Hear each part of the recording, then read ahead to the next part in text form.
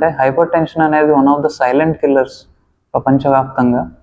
దాదాపు చాలామంది heart attacks కానీ, స్ట్రోక్స్ కానీ, కిడ్నీ ప్రాబ్లమ్స్ కానీ తెలియకుండా హైపర్ టెన్షన్ ట్రీట్ చేయకపోవటం మూలాన వస్తూ ఉంటాయి. సో హైపర్ టెన్షన్ మనం గుర్తించడం కానీ, ట్రీట్ చేయడం కానీ చాలా ముఖ్యం.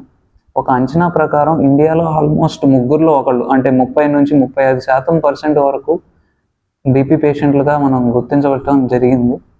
జనరల్గా ప్రపంచవ్యాప్తంగా rule of halves of hypertension అంటాం. అంటే 100 మందిలో 50% మంది బీపీ ఉన్న వాళ్ళు ఉంటే కనుక అందులో 50% మందికే వాళ్ళకి బీపీ ఉందని తెలుస్తుంది.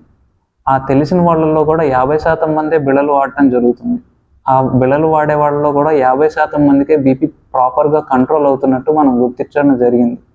ఇది ఇప్పటిది కాదండి, తరతరాల నుంచి ఉన్నదే.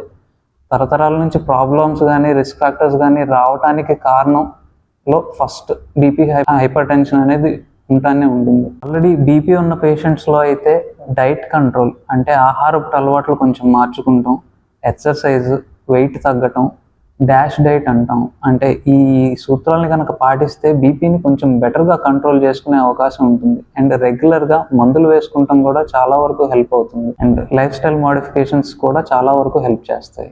స్మోకింగ్, ఆల్కహాల్ ఈ అవాయిడ్ చేయడం కూడా చాలా అవసరం. బీపీ ఉందనే తెలుసుకుంటామే కాదు, బీపీ కంట్రోల్ చేసుకుంటాం కూడా చాలా ముఖ్యం. దానికి సంబంధించిన life style modifications, dietary modifications, exercise, weight loss ఇవన్నీ మెయింటైన్ చేసుకోవడం కూడా చాలా ముఖ్యం మనకి.